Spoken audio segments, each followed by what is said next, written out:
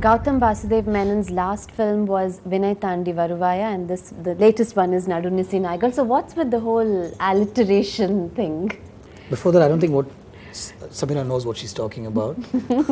No, earlier I said that Samira Reddy says that she trusts Gautham with her life. I think she meant the whole Rottweiler dogs going at her, and she actually did all that. You know, I'm scared of dogs, and there were these moments when the dogs were all around her, and she had to lie in the mud with the rain and stuff like that. So she asked me, "Is this you really want it?" I said, "Yeah." So maybe she meant, I trust you with my life and stuff like that. And with the alliterative sounding names for your films?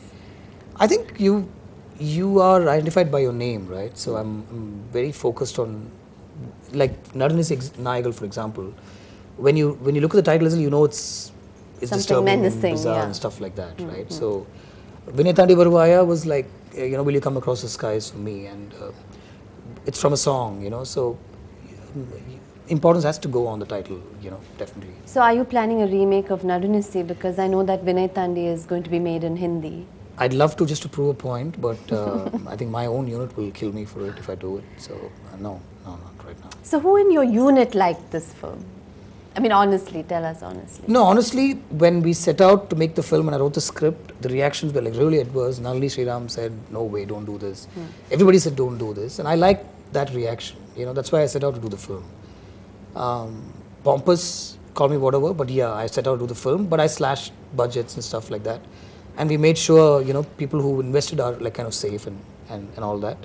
Having said that, they all liked the way the film was made, technically. I think there's a lot of work that's gone into the film, and they all liked the fact that I went ahead and made something like this. And, they all appreciate the fact that nobody else would have done something like this. So is Manoj Paramhamsa your all-time perennial, perpetual cinematographer? No, I'd like him to be. Just that he's shooting Shankar's Three Idiots remake in Tamil, so that's going to be like a 1 year project, I think. So I need to make films, right? So I will be looking to work with other people also. And music director-wise, is it going to be Mr. Rahman? Yeah, absolutely. Yes. That's it. Yeah, the deal is closed. I'd like to. Until he says, I'm bored of you, go away. I'd like to work with him. So you've been doing a very good job as an MC, a host, because your latest audio launch, Anjana's film, I thought you did a good job. Okay, thank you. And tell us about Photon Kathas and what projects you have in mind. We listed on AIM, the London Stock Exchange, and we're looking at the future. Right now we're doing a film with this girl called Anjana directing. It's called Weapon. It's got music by Joshua Sridhar, and we've released the music also under the Photon Kathas music label. There's a film called Tanga Meengal, made by this guy called Ram, and that's a film to look out for. And then the Hindi version of Vinay Thandi, it's a co-production with Fox Star Studios. So these are 3 films right now on the cards. So does that free you up to write more, or are you too busy monitoring all these projects? I have a great team. I have these 2 new people. I'd like to call them visionaries because they kind of look at the future, and they rope me in, and we set up this company, Venki and Reshma. So they take care of everything. So I'm still, doing my creative bit and trying to write more and looking at all the creative angles with the script. So once I approve a script, Venki and Reshma come in and they fix the budget and stuff like that. But having said that, Reshma also is very creative, and she sits with me on scripts and stuff like that. And we have other people to assist us, like Revati, who used to work with me on all my films. She's handling the production for Tanga Meengal. So I have a great team that takes care of all that. I read that you approached Tabu for Nadunisi. Yeah, for Meenakshi's role. Okay. She liked it, but she said it's really bizarre and a lot of makeup.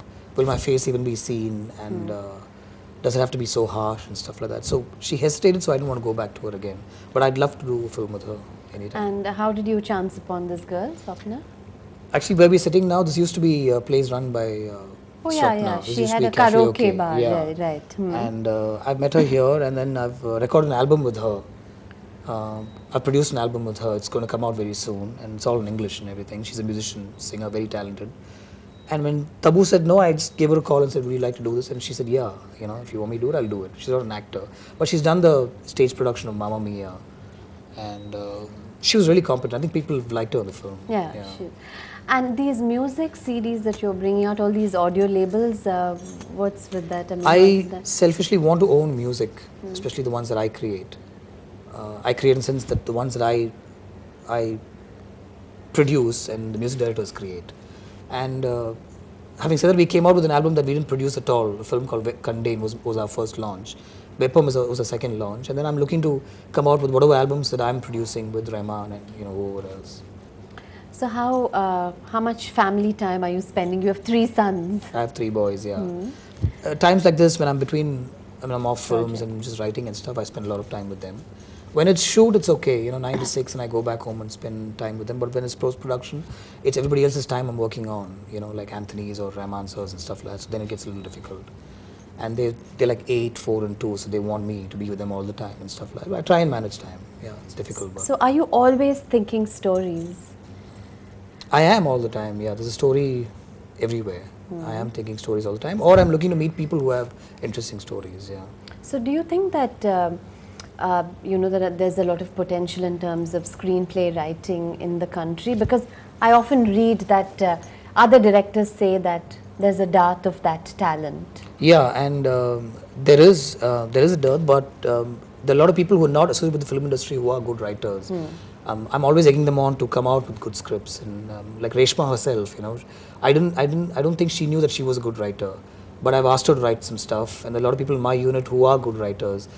Before every film of mine, I've looked to work with some writer, like I've met Anurag, Sridhar Raghavan, people like that for scripts. And since then I've known them really well, so I'm looking to work with them on many other scripts. I'm making you also to write, so stuff like that. So say, what's with the green tea? Every time I meet Gautham, he offers me green tea and nothing else. So, and you're looking very fit too. I think considering the fact that you're working so hard and traveling so much. Yeah. I eat a lot, but I've managed to stay to a certain extent in shape, and I think it's only because of green tea. I mean, it look like I'm advocating green tea, but I drink like some 5 cups a day, and we lace a little with a little honey now and then. But I think that's what keeps me in shape, seriously. Now, coming back to that screenplay writing, when you encourage people to write, what subject would you prefer, really? Anything, really. I mean, if they get out of the whole love mode and get into writing thrillers and crime stuff and maybe just slice of life. What I look for with mostly writers and filmmakers is something out of life, something that they've drawn from their own experiences, which is what works, which is what everybody in the audience wants to see, and they identify with the characters. Like Vinay Thandi, I got a whole lot of email and response people saying, how did you know this happened in my life? That's bizarre, because I just took something from my own life, and then everybody else identified with that. Stuff like even I've jumped over the wall and I met this girl on her wedding night, and stuff like that. People identify with stuff like that. So if you can draw something from life and put that out on screen, people love that. So yeah, I also see you as a slice of life director. So since your strength is that, I mean, don't you think you want to stick to that? I will, but can't do that all the time also, right? I want to, obviously, and hopefully the next couple of scripts will be something from life only. But then I like thrillers, I like something about crime. I like police and the army and stuff like that. So there will be a lot of all that too. Now, when you look at the life of an actor, you can say that they have a shelf life. Do you feel the same about directors? We have a bigger shelf life. Yeah, exactly. If that's the word to use. Clint Eastwood at 76 can get an Oscar. Amazing, it's like an amazing thing. So I'm hoping all of us will stay on till that point, not become senile, and hopefully make good films. So do you think like in the olden days, the director could just write and direct and other things were taken care of by other people, but now you see you have your own production house, you have a team, you have 2 visionaries helping you out. So do you need to sort of be right up there in front, and you can't just sit around writing? You can't anymore. It's become quite cutthroat. You have to be there for them.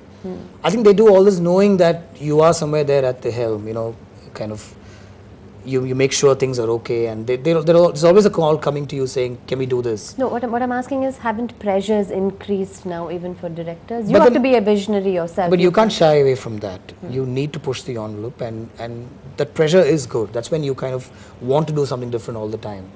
And I think you have to have your feet on the ground and know that you have still a long way to go. For me, every film is like my first film. The day I think that I've reached there and I've been there and done that, I'm gone, definitely.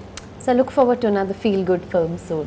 Hopefully. Or a comedy. A comedy would be nice because you've not done a comedy really. Yeah, hopefully. So good luck. Thank you. And great chatting with you as Thank always. you, Anu. And Thank you. here's to more and Thank more you. interesting Cheers. projects. We're giving Yeah. a toast with green tea. Thanks for joining us.